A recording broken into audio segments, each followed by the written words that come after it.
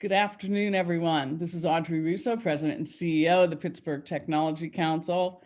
I have so much fun doing the show, and today is going to be no exception. I'm very, very thrilled to have Chef Bill Miller to be with us. He is Fuller. Sorry, I'm looking at my scene. I am so sorry. Chef Bill Fuller.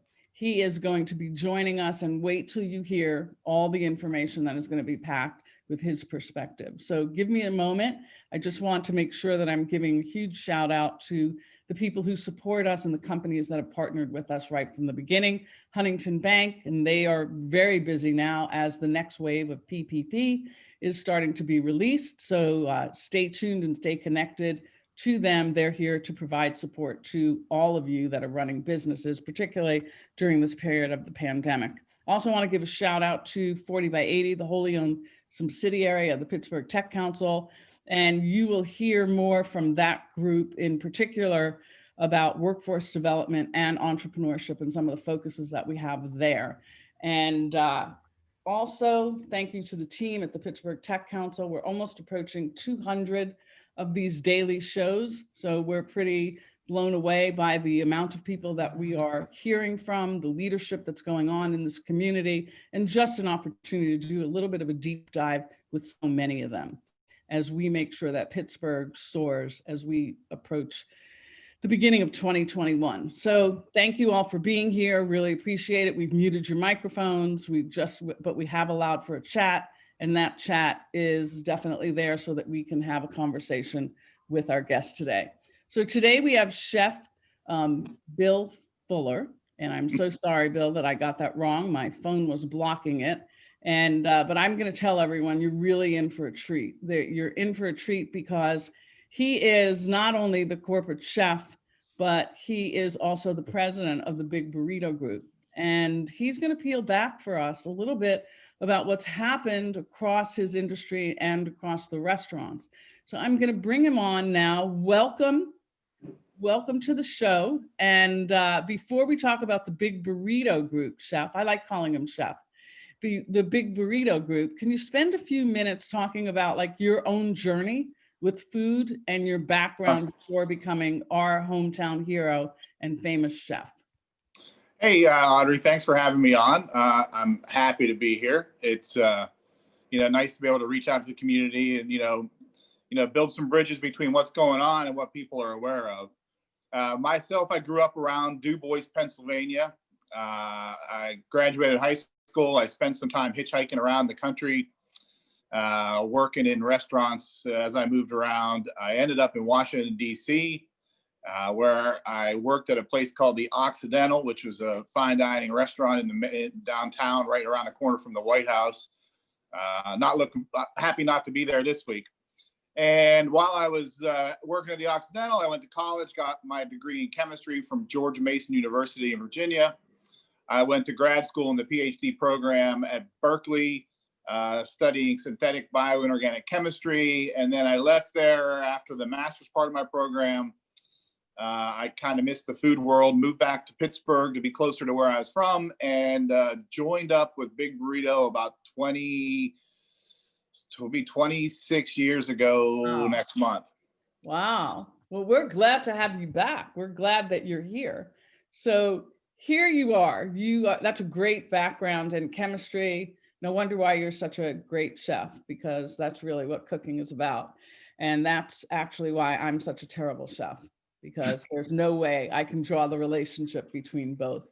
You have 25 plus years of your life in the Big Burrito Group, and talk about the business itself. You're the president in addition to that. So you have to have, operations, oversight and everything that's happened in almost nearly a year. It would really be great for you to sort of talk about that journey up to date, sure, where you are now, and more, and all the restaurants that are actually under your umbrella.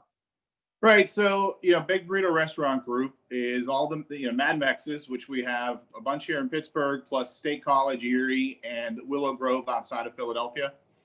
And Kaya and 11 in the Strip, Soba, Umi, and Casbah in Shadyside, and Alta Via in Fox Chapel. We entered 2020 I was looking at, sort of sales numbers from a year ago now, and the year had started out like on fire. Like it was going to be a really good year. The January, it was, the weather wasn't bad. There was, real consumer confidence.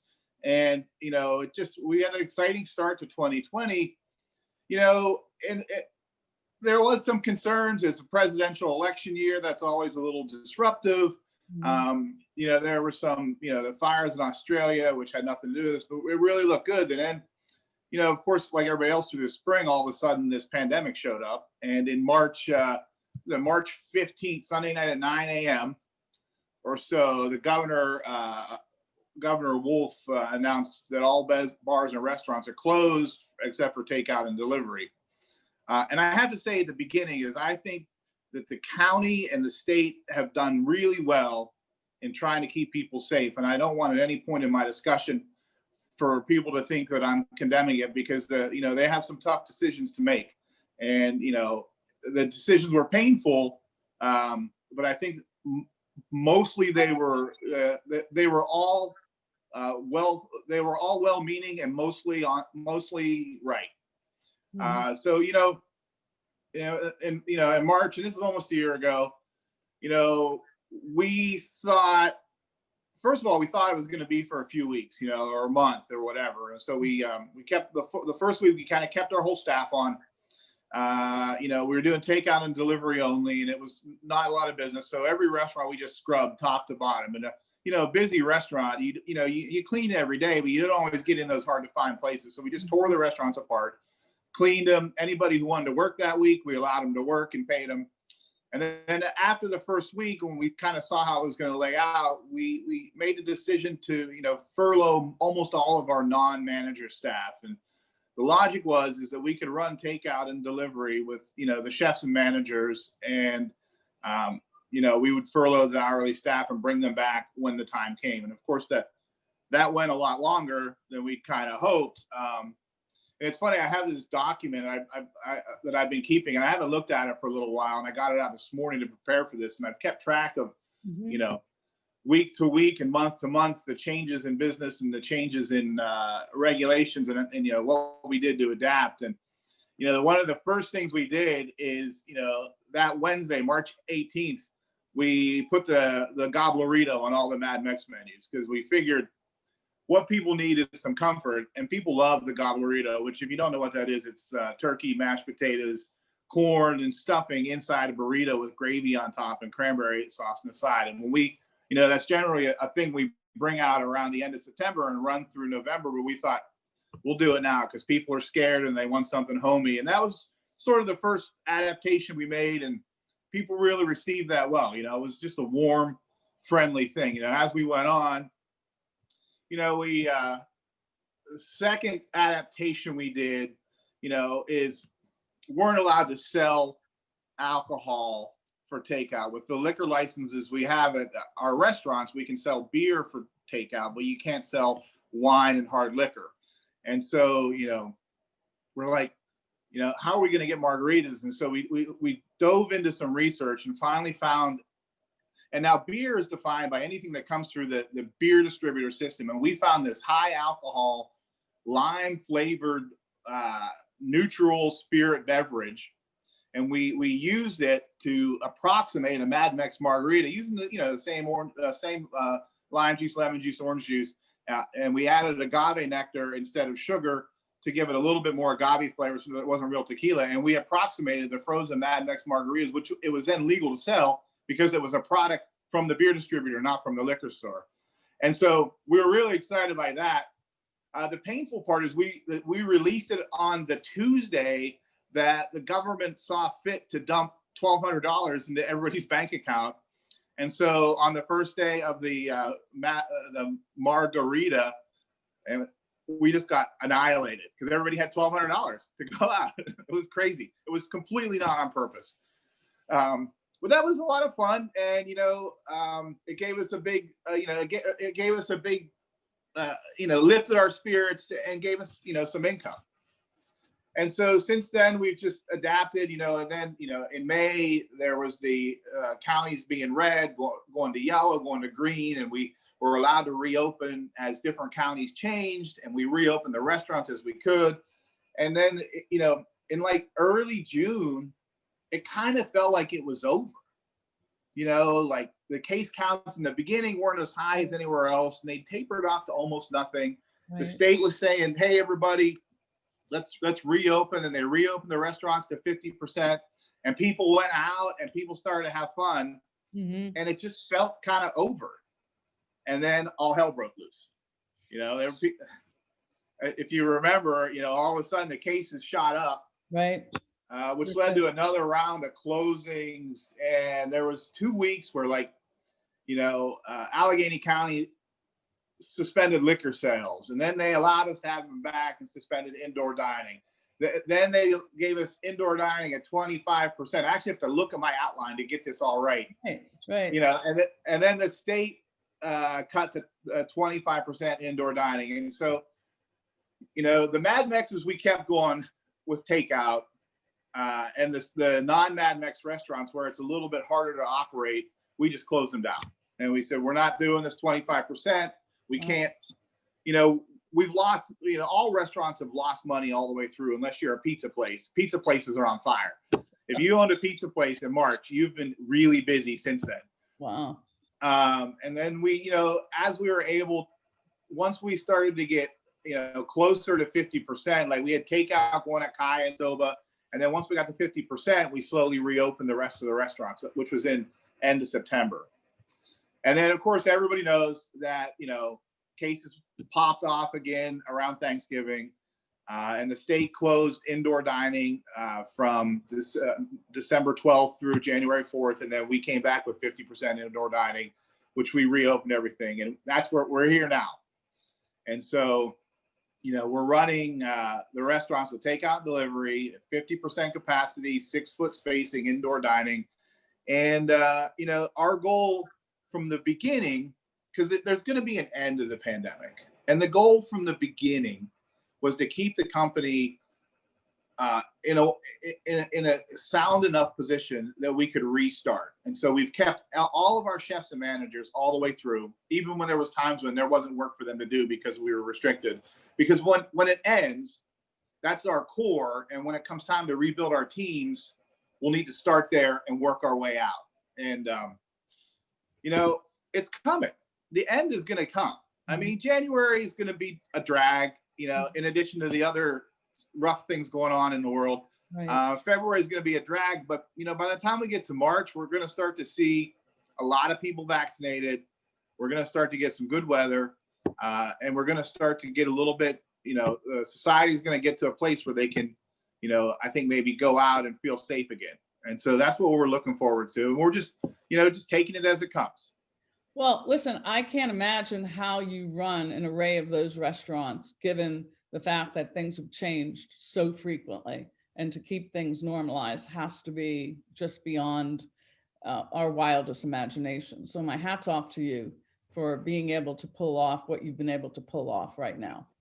Well, we have an amazing group of people, and a lot of people working really hard. And one of the things we did at the beginning is we said, well, this is going to be crazy. And so we went to having, we had a weekly upper management meeting and some other meetings. We went to having a daily call with all of the senior management and department heads, and increased all the communication up and down through the organization so that day to day we were talking about everything that was going on rather than once a week or once a month. And since we initially, March 17th, we established this higher level of communication and have kept adding on to it. As things change, we were more able to communicate with our people and to get everybody to shift. And so one of the things that we're taking away from this is that, and we're not going to lose, we're going to, when the pandemic's over, we're going to keep this level of communication because, we know everybody knows what's going on everywhere else. And that's been a great thing that's come out of this for us. Yeah. I mean, that's a big learning, right? You can't communicate enough with your teams. And your teams have certainly been, the shrink and swell in terms of the staff, and in terms of keeping that continuity, it's probably been more than tricky, to say the least. Yeah, we had 1,100 some employees in March, the beginning of March. At our lowest point, I think we were down to 300. We're probably, and I don't know right now, 500, 600 employees, so counting managers and staff. So we're maybe at about half the people. But we don't have full service, and a lot of the places where we had lunch and dinner almost every restaurant, and some of the places where lunch wasn't great, but we did it. We haven't redone it. In some restaurants we restricted the days and hours. So when we get to full capacity, we'll add all that back in and add people back as soon as we can. Well, you've had the restaurant industry has almost like the closest relationship and understanding sentiment of our community, how they feel, their confidence levels, and some of the trends. What do you think is going to be, you're very optimistic on the future, and as am I. I do see that there's going to be an end in sight. What are some of the things that you're going to keep? Are there some things that that that you've learned through here that you think you're really going to keep? Is there going to be this whole migration to a lot of outside dining that we're still going to keep? I mean, I know you were at the forefront of it, particularly like in Casbah, some of the Mad Mexes, and even at 11.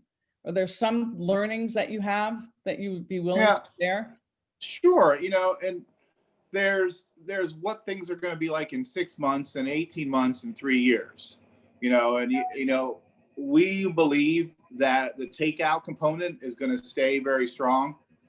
And so we believe that even when we get 100% indoor capacity, that there's still going to be a lot of people who for a while are going to continue to do takeout a lot. So the work we've done to sort of tighten up those programs and really understand how to serve our guests well that way, we're going to keep. We're not sure how long it's going to take people to get comfortable coming back into a full restaurant with chairs back to back. Right. I believe, once we get most of the population vaccinated, I think a lot of people will be comfortable with that. There are also a lot of people, like Alta Via is a cozy little restaurant. We're doing 50% capacity. And I think tomorrow we could open up every table and fill it. There's a lot of people that don't care, but we're sticking with the guidelines. So we're going to have to feel our way through that. One of the things we did too in the beginning of this pandemic is, we cut our menus back. We looked at our menus, and there were items, whether it's Mad Mex or 11, that we had just kept for the years because, we got to keep that. People love it, even though it wasn't really a big performer. And we got rid of a lot of those items that didn't perform well, and it's made it a lot easier to operate our kitchens. So we'll probably keep on the smaller side of the menus for the near term, for the 6 to 18 month range, just to keep it a little easier to operate. And one of the things we've also learned is that you never know when it's going to change, and so we do business now, right, knowing, I mean, it's Wednesday and things could go sideways and I could lose indoor dining by Friday. And so, right, and that it's happened enough times that we're living with that now. And so, one of the things we did is have a whole bunch of draft beers, at the Mad Mexes. And now we don't know how much indoor dining we have. So we keep that amount low and we keep our inventories low. We try to buy day to day. So, and we're going to carry that for a while too, until we have 100% confidence that we're living in a world where, I'm not going to get told this afternoon on the 4 p.m. governor press conference that Friday we lose indoor dining, which can happen, right. And, paying, we had to let go of a lot of people that had worked for us for a long time, and some of them came back. There are a lot of people in the service industry have taken this opportunity to go a different direction. And we know that it's going to be very hard to rebuild our teams on the other side. And so we're going to have to figure out how to attract and retain people more than we ever did before in this industry. And that's going to be a big challenge. And it's a thing we're thinking about. And we're thinking about the people that came back. And in the beginning, when we reopened it in June, we brought everybody back because we're open. Okay. And there were a lot of people that didn't want to come back.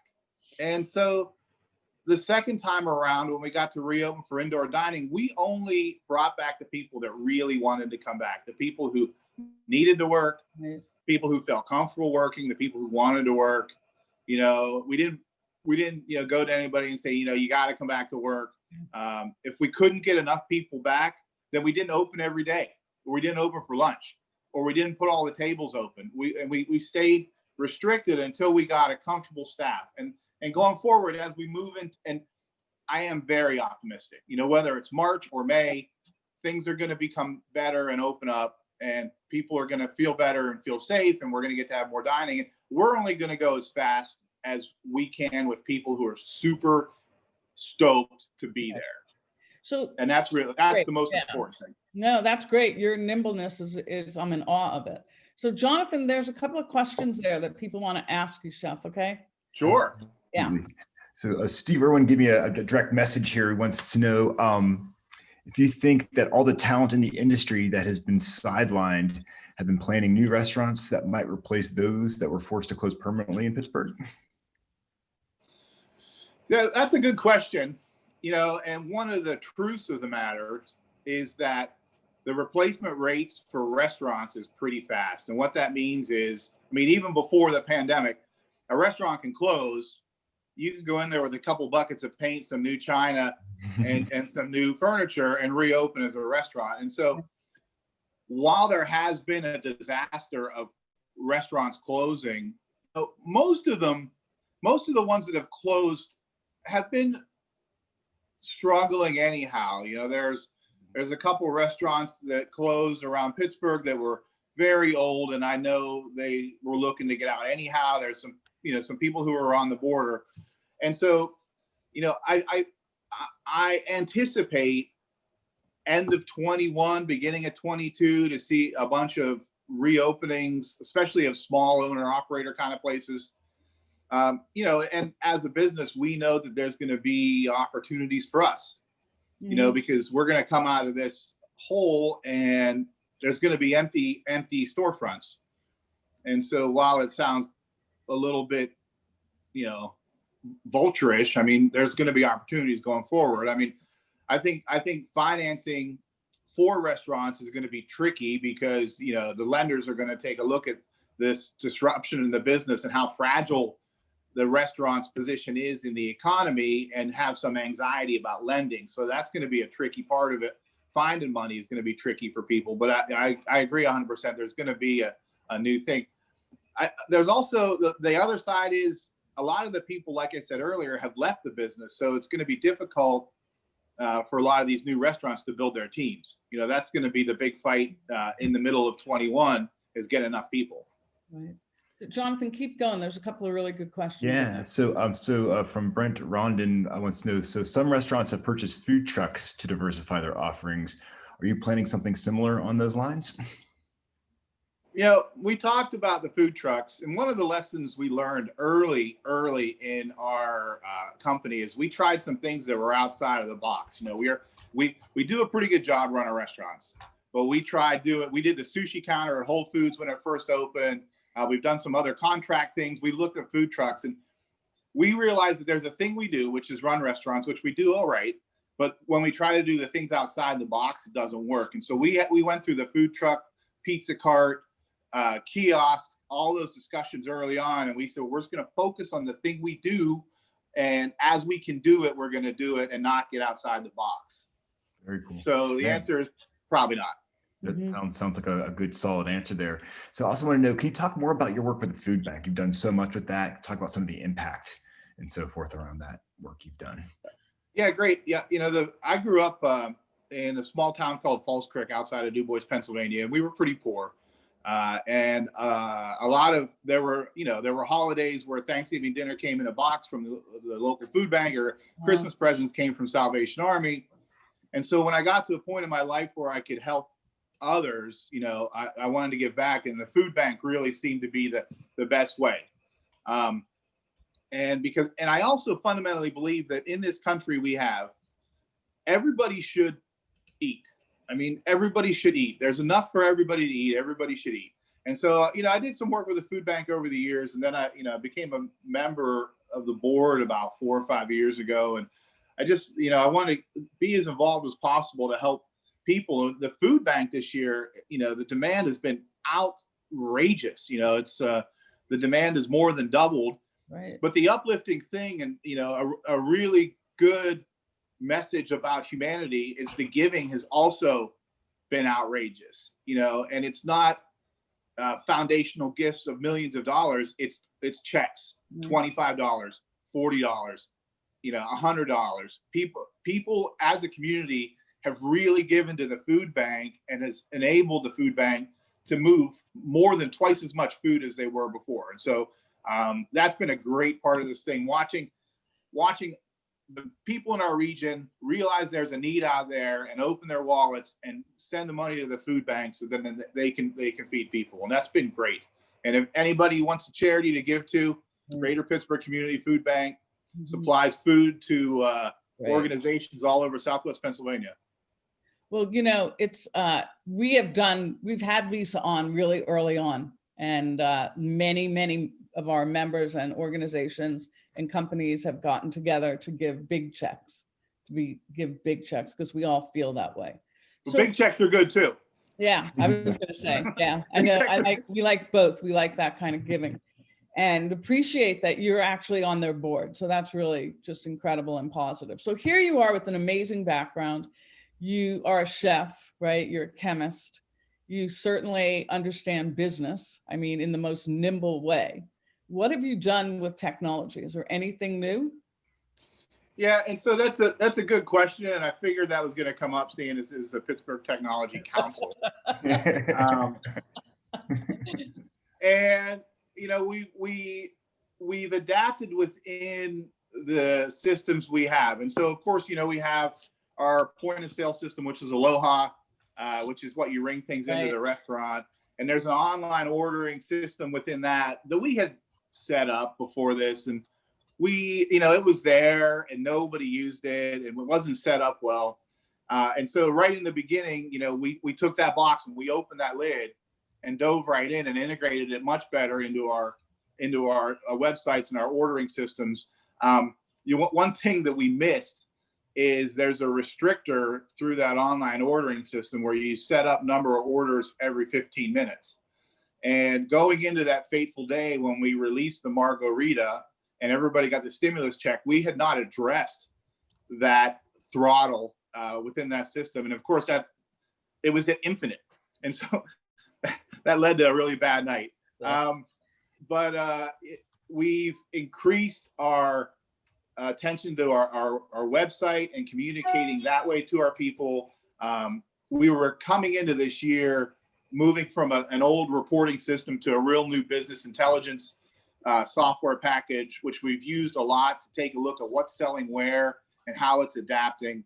I know these answers aren't as juicy as they could be, but that's what we've done. But what about if people think they have some solutions? Are you open to that? Are you open to connecting with any people who think they have some solutions? Yeah, I'm almost the 100% wrong person in the company, but if somebody had some good ideas and solutions, right, I'd happily direct them to the right person. Okay, that was great, because all of us believe that we have solutions for you, whether you like them or not. I'm sure you do. So what is your go-to? You have all these different restaurants, all this different kind of genre in terms of food. And what is your go-to dish? One go-to dish. You can pick, well, do maybe more than one. Tell us, because I know I'm a huge fan of many of your restaurants, and I've been blown away by the success of the food that I've gotten from Casbah that's actually been pickup, because I always worry, is it going to get soggy? Is it going to be the same? And it's been consistently over the top positive. Well, that's great to hear. Yeah, I hanker for your beet salad and for the salmon. And I got to tell you, every time. And most recently myself, I was out with Jeff Broadhurst of Eaton Park, sitting at the outside portion of the porch. And I know he's pretty passionate about wanting to help all restaurants, not just in the Eaton Park in the Eaton Park group. So what's your go-to? All right. So Mad Mex go-to. I mean, I'll often just get like a steak quesadilla because I think it's the simplest thing and it's really good. I always get guacamole, but my custom go-to is I get the boneless wings, Southwest spicy. I get a side of tortillas and blue cheese. And I just take the boneless wings, put it on a tortilla with a lot of blue cheese dressing, which our blue cheese dressing at Mad Mex is the best in the whole world. I'm hungry. I'm going to order now. Blue cheese dressing. Okay. That's great. I think it's the best in the whole world. At Kaya, I either get the Cuban or we have the steak Cuban we added after a trip to Miami. Yeah, I was in Miami in Florida in February, and now we're here. At Soba, I just get a bunch of the small plates, the dumplings and makis, and just mix it up. At Casbah, you know, we put that pork chop on day one 25 and a half years ago, and I still can't not order it. I know. I know people who feel the same exact way. Every time you say, yeah. I had that pork chop at my wedding reception, to tell you the truth. There you go. Absolutely, man. Yeah, and you know, sometimes when you have an item on the menu for a long time, you just can't stand the look and smell of it anymore. And there are some dishes throughout the company that I cannot abide. But the pork chop, you know, 25 and a half years later, still is good. Let's see. Alta Via, pastas. Just all the pastas. You know, we make a bunch of fresh pasta every day there, and I just eat all the pastas. And 11, I mean, oysters in a burger. I mean, you know, we're really get nice, good oysters. We keep them fresh. Oysters in the burger. So do you eat at a different restaurant every day? What do you do? How do you keep up with all this? I eat in the restaurants as much as I can. You know, one of the things that I've tried to do is not be in the restaurants more than I have to, because the last thing I want to do is say be at Kaya and find out in the morning that we had a COVID positive, and then I had also gone to Mad Mex Monroeville and Casbah, and not only do we have to deal with the one restaurant COVID positive, but the fact that then if I was exposed and exposing other people. So I really reduced my time in the restaurants for that reason. Okay. But I eat, I get takeout 3 or 4 times a week from one or the other. And then all the upper management and ownership does the same. And we do a lot of sharing of pictures and text messages and feedback. And so we really spend a lot of time looking at it. There's a lot to keep up with. It is a lot. It's luckily, we have so many people that have been with us for 6 years, 8 years, 10 years, 20 years. We can count on them, you know, to really keep things going. So with all the optimism that you've shared with us and all the passion, I can't thank you enough. There is, and I thank you for your leadership in the community. Food makes a difference, and food matters so much to building the cultural amenities and all the support in building the tech ecosystem. We need these restaurants. We need the kind of quality restaurants that you're at the helm of. Is there anything you have in the pipeline, like developing something new, or are you just going to sit tight through 2021 and maybe 2022? Oh, we have, I mean, you know, before the pandemic, we were about to build a second Alta Via. And we have plans for a concept called Alta Via Pizza, which is a pizza restaurant, you know, sort of a little bit lower end Alta Via style pizza restaurant. And we're going to move forward with both of those as we come out of this. We're definitely going to do that. You know, one of the things, you know, Mad Mex has been around for a long time. And you know, as a company, we kind of maybe take it for granted sometimes. How old is the first Mad Mex? 1993. Okay. In October. It's 27, I think. Oakland is 27. That's the Atwood Street. Yeah, in Atwood. But we, throughout this pandemic, the resilience that it has and how much people like Mad Mex has really brought renewed interest in you know, growing that, and we think that can really go forward. And we think, again, that the pandemic had us take a good hard look at the parts of the program that maybe didn't make the most sense, and so we can go forward with a cleaner more efficient idea of what Mad Mex is and have a run. And you said that the tech community really appreciates the restaurants, and the restaurant scene really appreciates the tech community. Right. I do have to share that. It's been very obvious as this tech community has grown here in Pittsburgh that it is, hand in glove with the growth of the restaurant business over the last 2 decades. So it's great. I cannot thank you enough, not just for joining us today, which is amazing, but I also want to thank you so much for the leadership that you've had. And we will support you. I am now salivating, thinking about what I should order from the Casbah maybe later today. And people, take advantage of all these restaurants here. They really matter. Thank you, Chef, for spending the time with us and for your leadership. We will stay connected to you, and stay safe. Okay, stay safe. So Thank you. everyone, we'll see everyone here tomorrow, same time. Thanks, Jonathan, for being with us. And I apologize if we didn't get to all the questions. I hope we did, but as you can see, there was a lot of information to pack in. So thank you again, Chef. Be good, Thanks. stay safe. See you soon. Take care.